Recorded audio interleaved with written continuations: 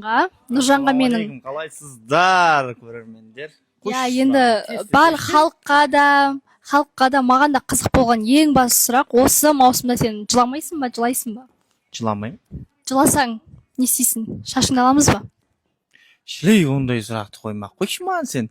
Алатын адамдар бар өзі. Өзіңе уверенсің ба қатты? Мен жыламаймын. Мен көп отпаймын. Жыламайсың ғой, иә. Мақұл, кезекті сұрағымыз енді. Бұл сұрақтан суырылып шығып кеттіңіз. Кезекті сұрағымнан шыға аласыз ба енді?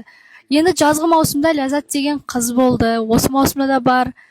Онымен жақын арақатынас болып қалу мүмкін бе? Мүлдем мүмкін емес.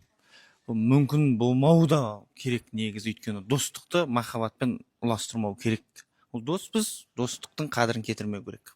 Егер де сіздің немесе Ләззаттың сезімі ашылып кетсе, ол жағдайда не істейсіздер? Достықтан бас тартасыздар ма? Мен екінші адам үшін жауап бермеймін, мен тек. Біздің 7-ші сұрағымыз ол Юляға. Юля деп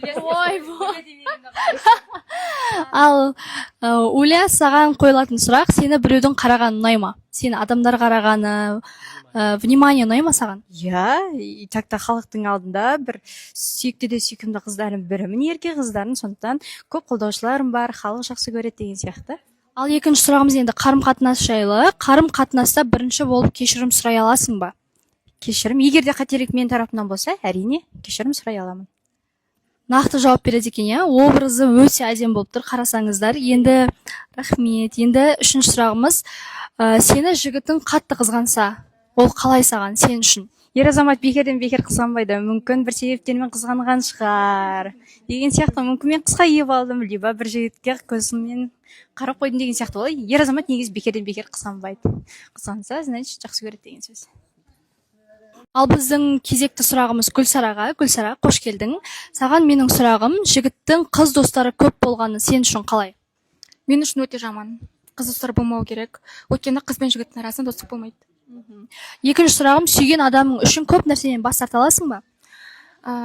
Көп нәрсе дегенде қандай нәрселер мысалы үшін?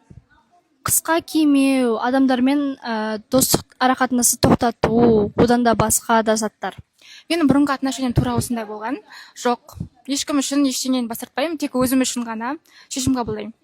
Егер де сізге бұрынғы арақатынасыңыздағы адам дос болайық десе, оған қалай қарайсыз? Дос болуға келіспеймін, өйткені ол дос бола алмайды. Нақты жауап берді деп ойлаймын.